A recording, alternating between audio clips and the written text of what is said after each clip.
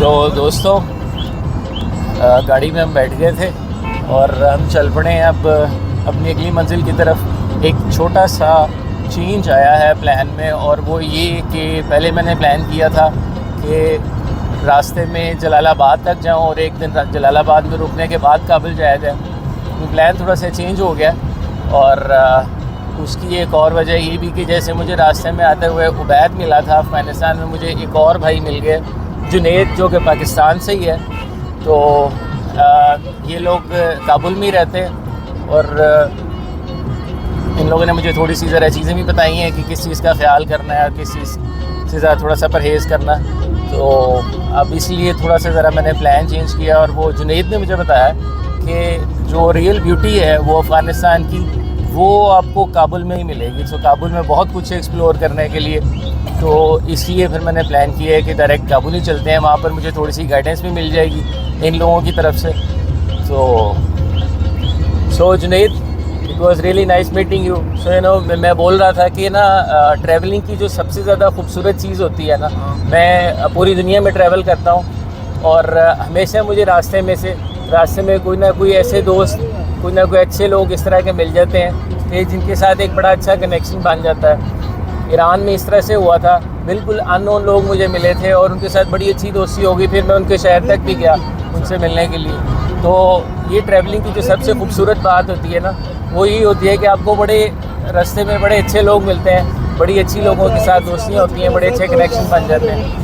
तो बहरहाल ठीक है जी, अभी हम रवा दमा है और राफली मेरा ख्याल है 4 घंटे में हम लोग।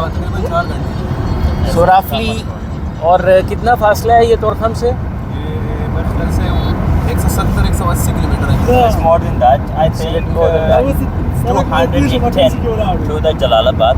Okay. And 75-80. So roughly 300. 300. सो रफली 300 किलोमीटर्स है तोरखम से काबुल, और ये फासला हम रफली 4 घंटों में तय करेंगे। तो चलते हैं जनाब, एंजॉय करते हैं सफ़र को, सीनरी भी देखते जाते हैं साथ साथ।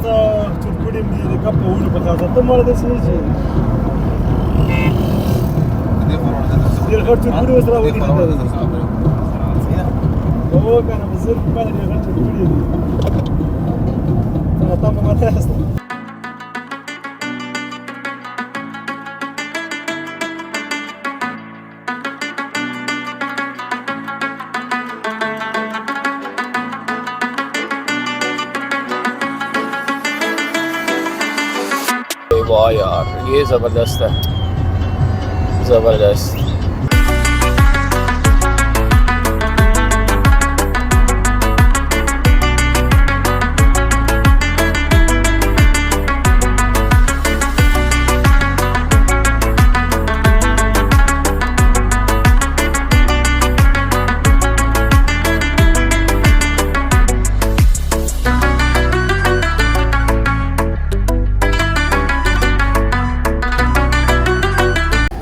तो दोस्तों, काबुल की तरफ का सफ़र अभी तक जारी है, और रास्ते में अब हम रुके हैं कुछ ताज़ा दम होने के लिए, कुछ खाने पीने के लिए। तो अब ये ट्रेडिशन है वैसे भी पश्तून कल्चर में भी और अफ़गानिस्तान में इन जनरल, कि इस तरह से कुर्सी में इसके ऊपर बैठने की बजाय ना ज़मीन के ऊपर कारपेट बिछा के तो दस्तरखान टाइप और उस तरह से खाना खाया जाता है। तो अब हम रास्ते में रुके हैं एक छोटे से रेस्टोरेंट में खाना खाने के लिए, और जुनैद भाई भी अपने साथ है। तो अब हमने मंगवाया क्या है जी, अभी इस वक्त कोई कबाब वगैरह तो अवेलेबल नहीं थे, और उस तरह की ज़रा ज़्यादा टिपिकल चीज़ें जो हैं वो काबुल में जाके ट्राई करेंगे। अभी फ़िलहाल सिर्फ पेट भरने के लिए हमने ये कुछ ये चाहिए काबली पुलाव भी आ गया जी। ये है जी हमारा एक नया ट्विस्ट हमारी इस स्टोरी के अंदर, इस सफ़र के अंदर, जो काबुल की तरफ था। सो काबुल तक का सफ़र दरअसल था सिर्फ 5 घंटे का, लेकिन ये रोड जाता है बहुत सारे पहाड़ों के दरमियान में से होता हुआ, और तो कई दफ़ा जो आपकी स्लोप है वो इतनी ज़्यादा स्टीप हो जाती है कि ट्रैफिक बहुत ज़्यादा जैम हो जाती है। सो इस वक्त रात के करीबन 10 बजने वाले हैं। 3 बजे हम लोग निकले थे और अभी भी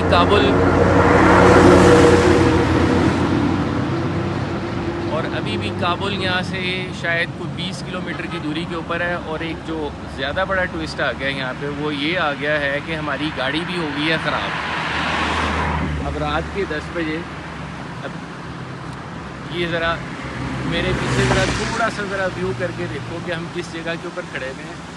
मेरे दोनों तरफ ऊंचे ऊंचे पहाड़ हैं और मेरे बिल्कुल बैक के ऊपर एक छोटा सा दरिया बह रहा है। तो अगर मैं इसको पूरी तरीके से इमेजिन करवा सकूँगा तो बड़ा डरावना सा एक सीन है, लेकिन बहरहाल और गाड़ी हमारी हुई है ख़राब। और एग्जैक्टली इस सिचुएशन के अंदर हम लोग अब किसी मदद के इंतज़ार में। तो अब उम्मीद है कोई ना कोई मदद अल्लाह की आ जाए या किसी न किसी और तरफ से कोई मदद आ जाए कि हम खैर खैरियत से काबुल पहुंच जाए। लेकिन बहरहाल ये ट्विस्ट बड़ा मज़े का था, तो होप्स हो कि कुछ ना कुछ हमें तो जी उम्मीद मिल जाए। अभी फ़िलहाल तो कुछ उम्मीद के इंतज़ार में, तो आप लोग भी इंजॉय करें इसको, ठीक है।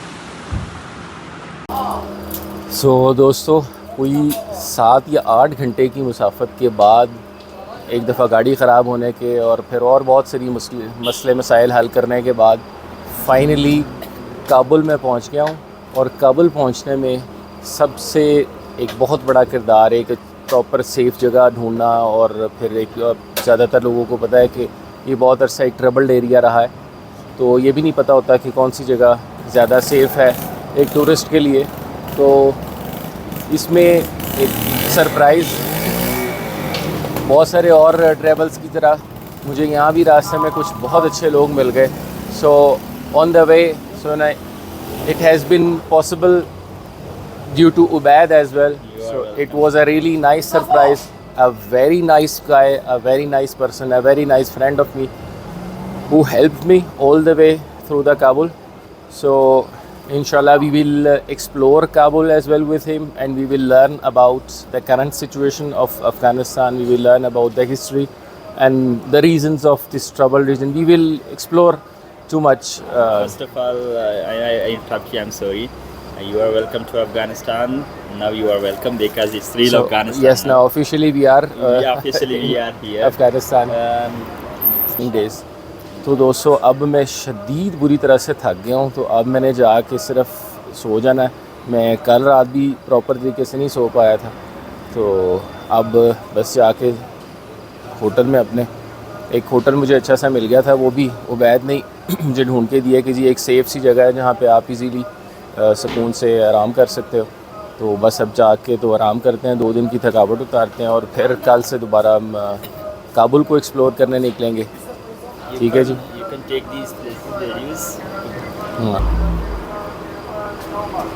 तो ये जो इलाका है दोस्तों, ये है शहर नौ का। ज़रा थोड़ी सी इसमें काफ़ी मॉडर्न वो अब ये फ़ास्ट फूड के रेस्टोरेंट्स और बर्गर्स और इस तरह की चीज़ें। तो रात के टाइम पे खैर इसको इतना ज़्यादा बेहतर तरीके से नहीं देखा जा सकता, कैफ़ेज़ वगैरह भी हैं, तो ज़्यादा इसको अब हम दिन की रोशनी में एक्सप्लोर करेंगे।